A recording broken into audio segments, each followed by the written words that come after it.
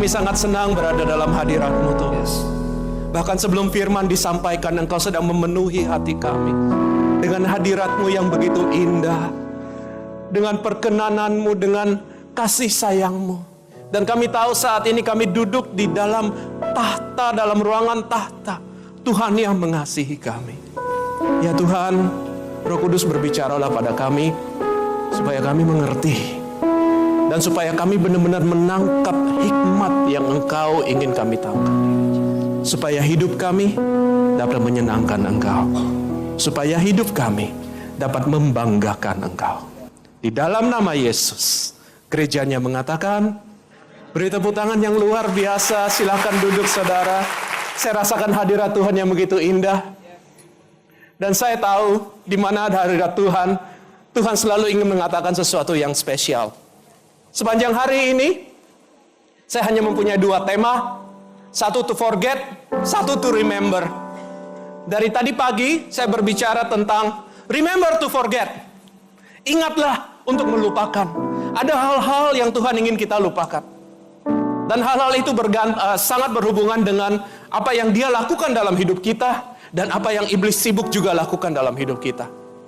Dan dari kebaktian 3 dengan 4, saya membawa pesan Tuhan, don't forget to remember. Jadi pagi adalah remember to forget, dan sore dan malam adalah don't forget to remember. Ada hal-hal yang Tuhan sangat pentingkan kita untuk mengingatnya.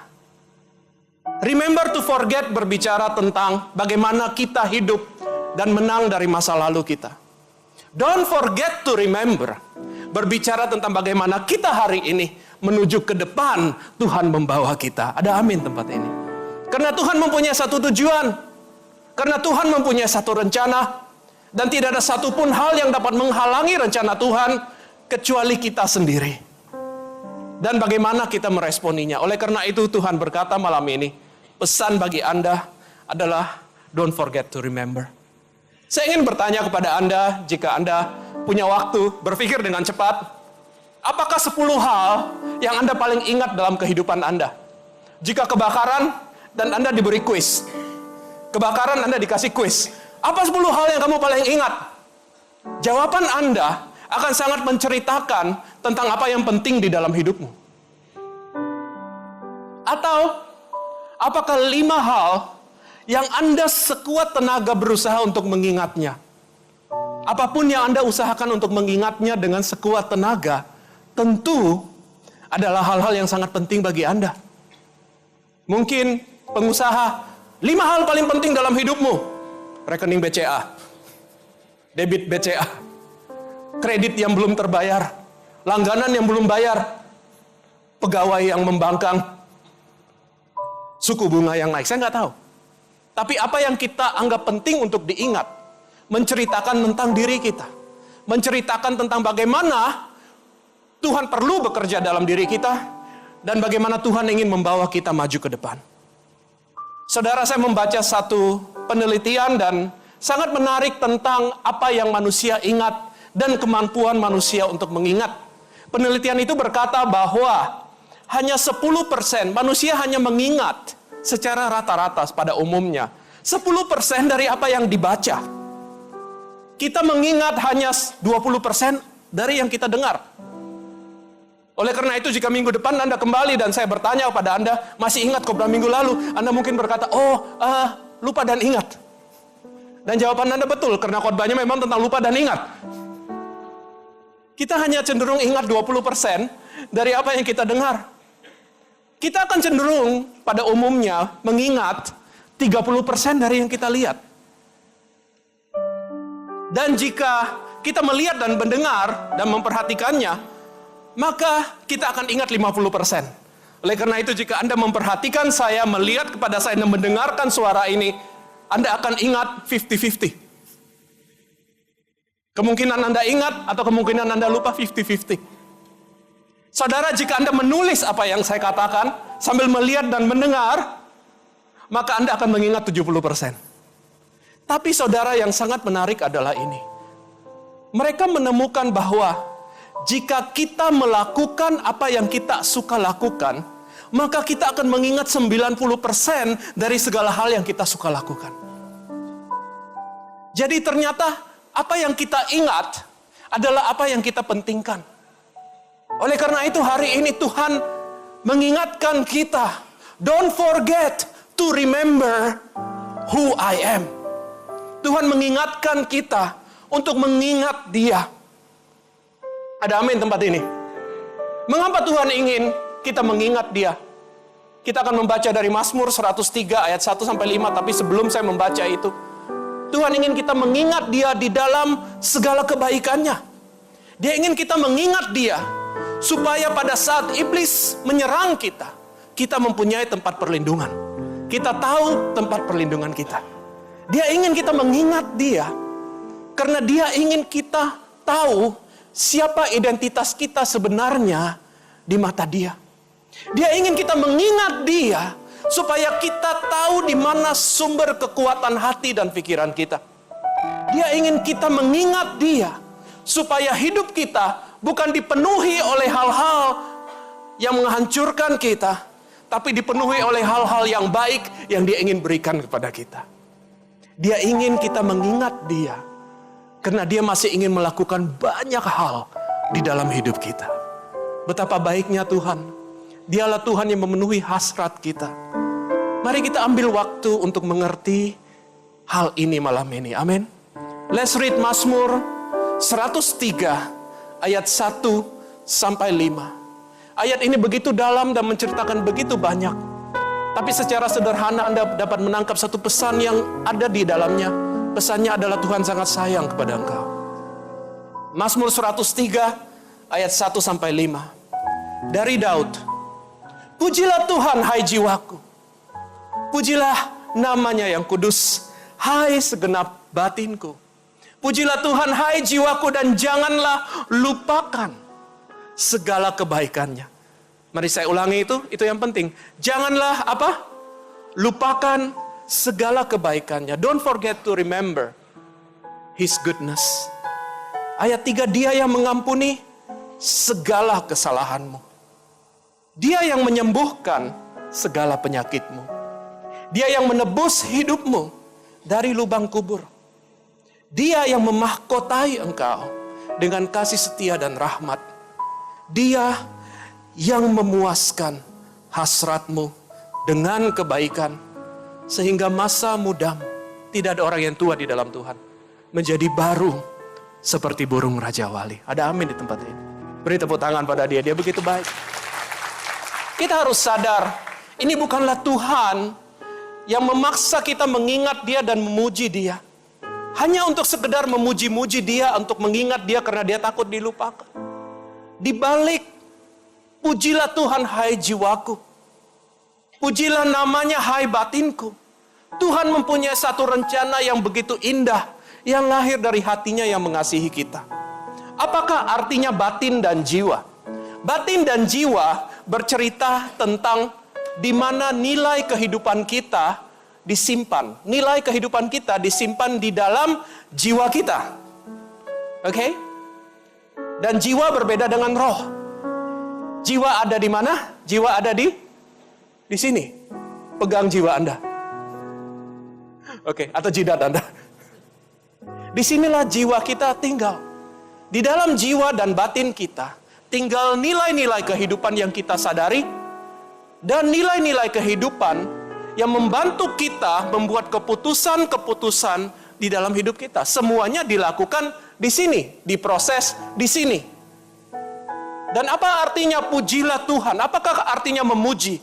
Memuji artinya menceritakan sesuatu yang baik dan apa yang Anda senangi. Ingatkah Anda tadi saya katakan 90% orang akan mengingat pada saat mereka melakukan apa yang mereka sukai. Oleh karena itu Tuhan meminta kita untuk memuji Dia.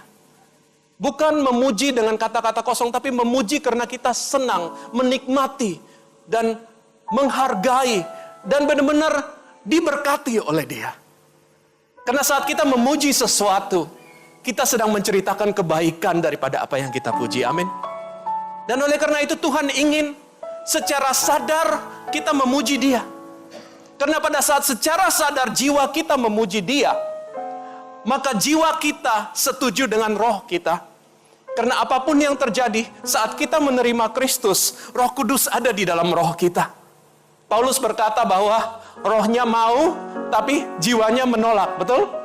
Kita melakukan apa yang kita tidak mau lakukan karena jiwanya tidak nyambung sama rohnya. Oleh karena itu Tuhan berkata, pujilah Tuhan jiwaku dan batinku.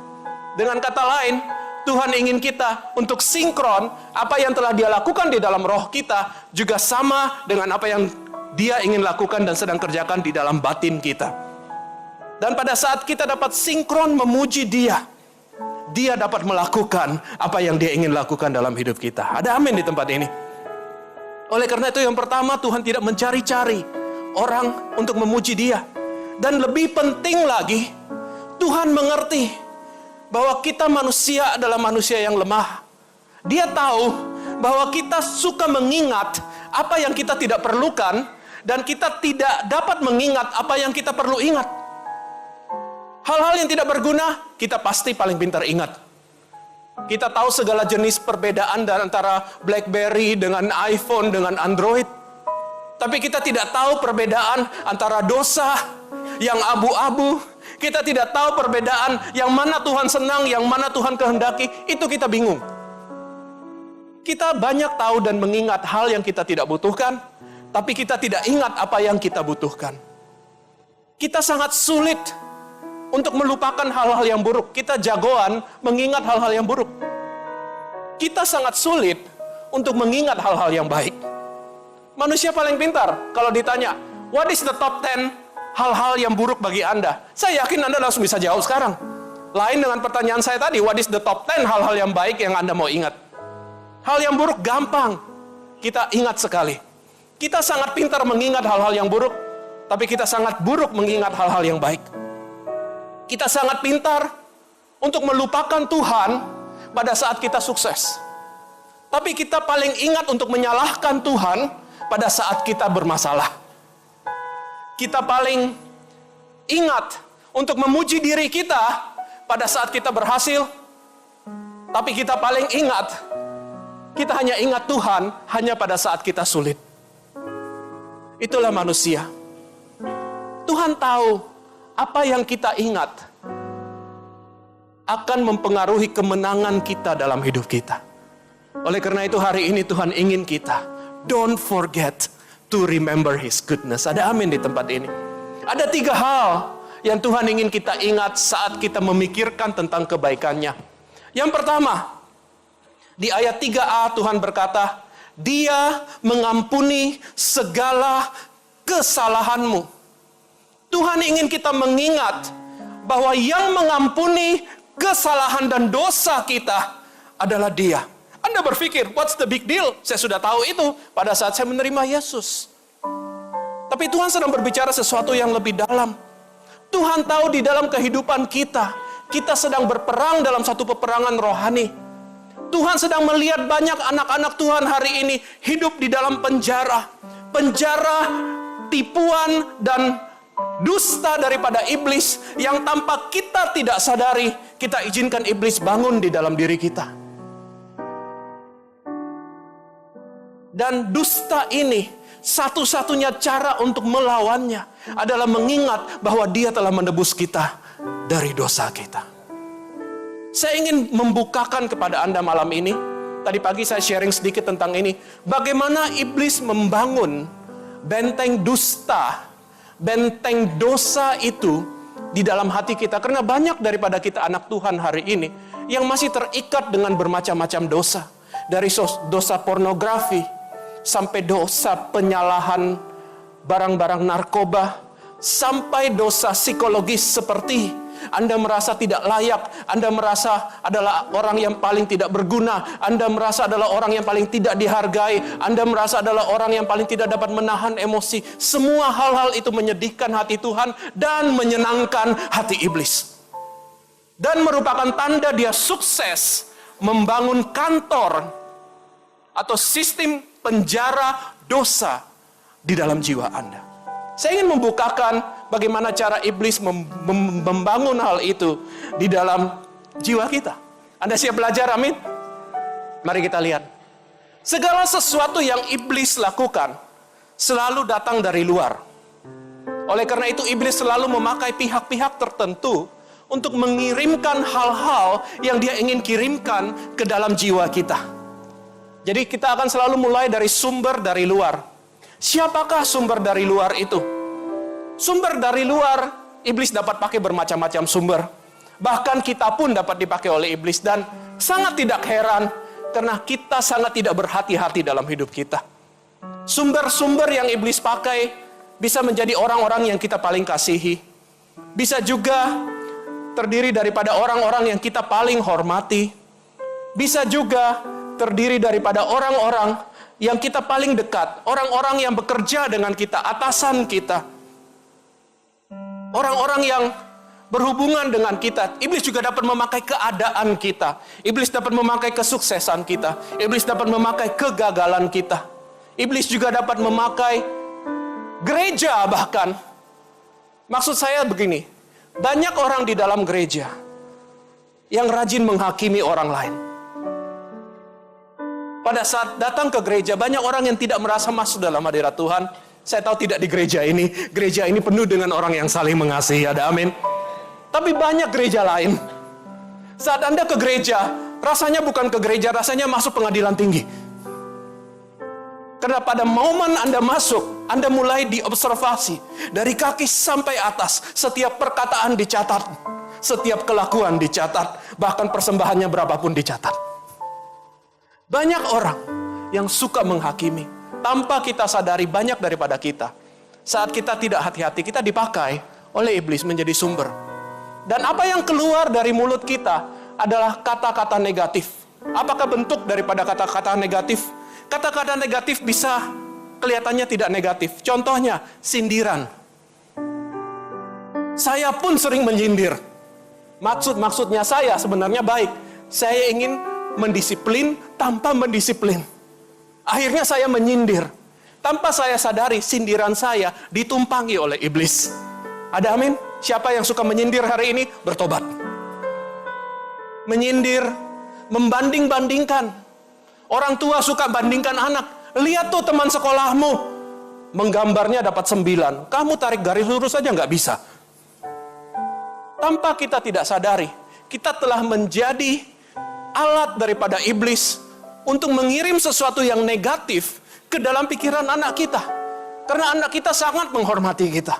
Anak kita tahu kita yang sayang dia. Dan jika dari mulut kita mengatakan hal itu segalanya bagi anak kita.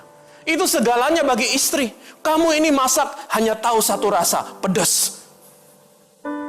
Rasa lain tidak ada, pokoknya pedas. Anda mungkin tidak mempunyai maksud apa-apa. Tapi pedasnya di hati istrimu tidak habis-habisnya. Amin.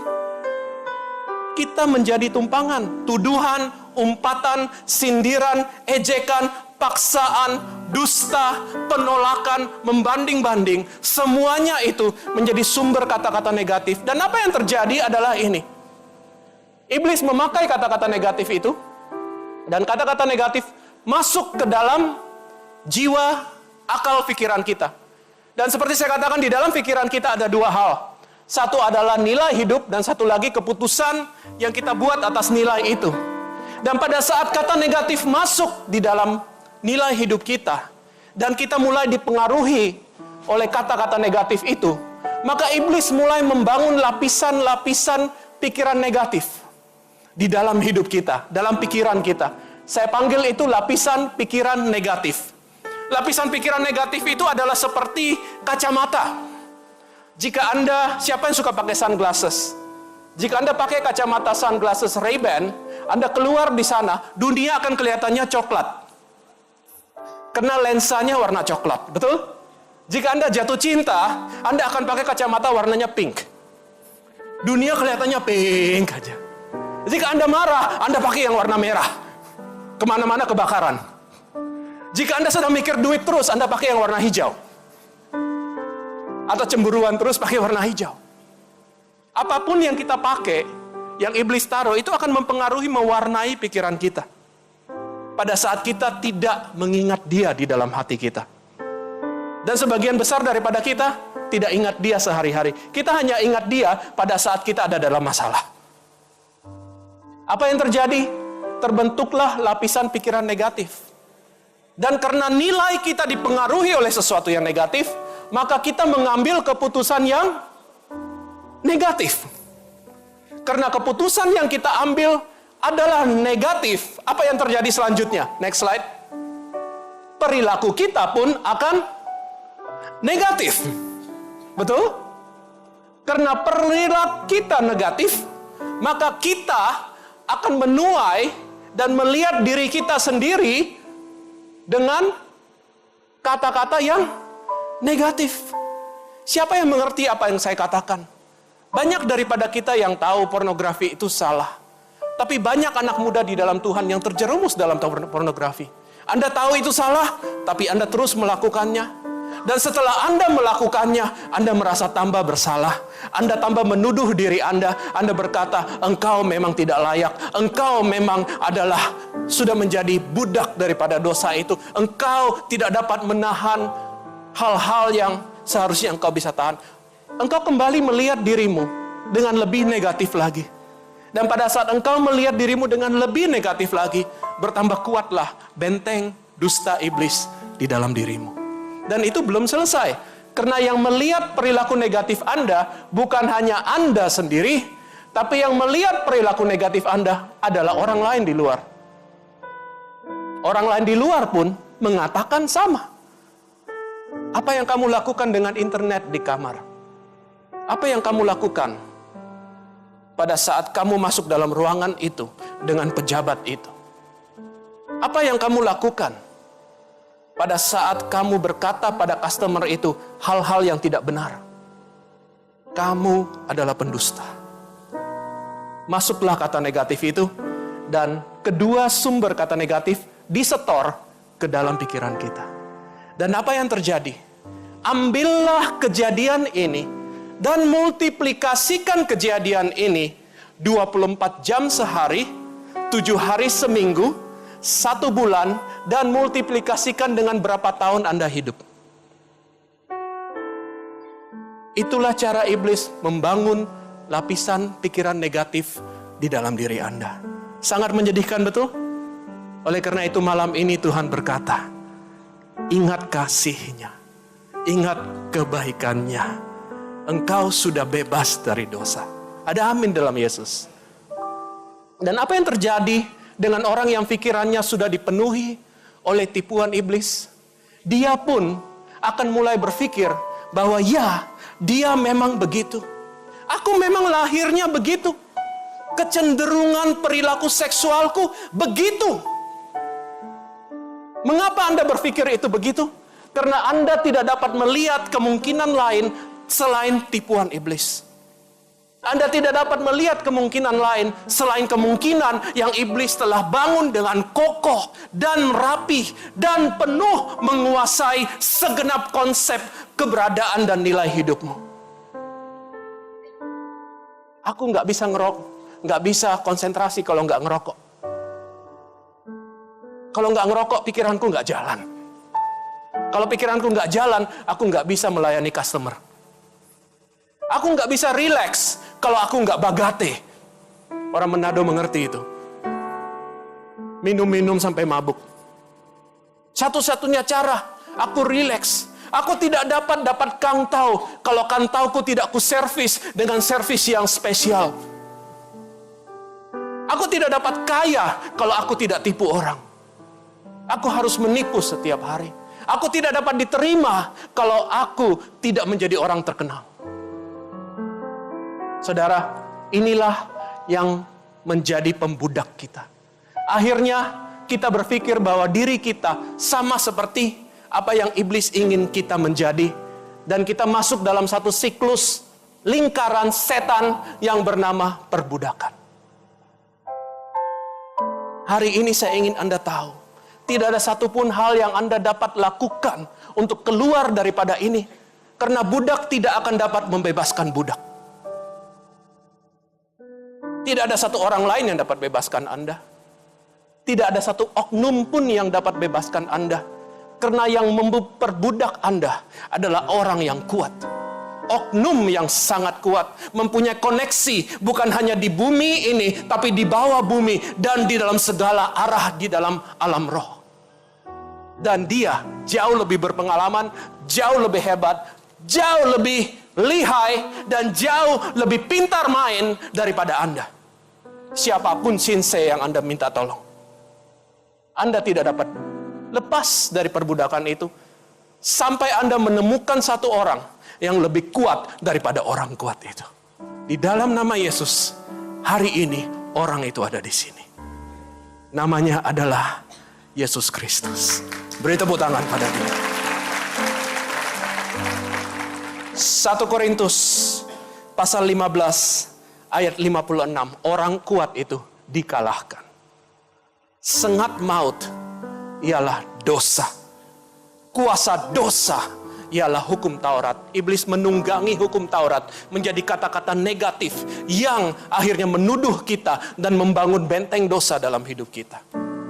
Tetapi syukur kepada Allah yang telah memberikan kepada kita. Ada apa saudara yang Tuhan berikan? 1, 2, 3. Yang keras. 1, 2, 3. Kemenangan. Dan kemenangan oleh siapa? Siapa yang lebih kuat daripada orang kuat itu? Namanya adalah Yesus Kristus. Siapa Yesus Kristus bagi engkau? Yesus Kristus Tuhan kita. Beri tepuk tangan kepada dia. Itulah sebabnya Tuhan ingin kita mengingat bahwa dia yang menebus kita dari dosa. Ada amin tempat ini. Tapi banyak orang berpikir yang kedua. Dan saya akan masuk dalam poin kedua. Kita akan membaca, Tuhan ingin kita mengingat dia dari ayat 3b sampai 4a. Ayat 3b berkata, Ia yang menyembuhkan segala penyakitmu. Ia yang menebus hidupmu dari lubang kubur. Saat saya membaca kedua kata itu, saya gemetar. Karena satu, saya sangat benci dengan penyakit. Saya sangat takut dengan penyakit. Saya sangat anti dengan penyakit. Kedua, saya paling tidak suka dekat-dekat lubang kubur. Karena di dalam lubang kubur hanya ada satu hal. Ada mayat di dalamnya. Ada sesuatu yang decomposing dalam bahasa Inggrisnya. Sesuatu yang sudah dalam proses pembusukan. Sesuatu yang sudah tidak mempunyai kehidupan. Sesuatu yang sudah tidak mempunyai pengharapan. Sesuatu yang hanya menunggu waktu untuk hancur dan dimakan cacing dan lenyap. Tapi tahukah Anda, itulah domain daripada iblis. Dan jika iblis punya satu cita-cita atau dua cita-cita yang utama, inilah dua cita-cita iblis bagi Anda. Membuat Anda sakit dan setelah sakit mengirim Anda di liang kubur.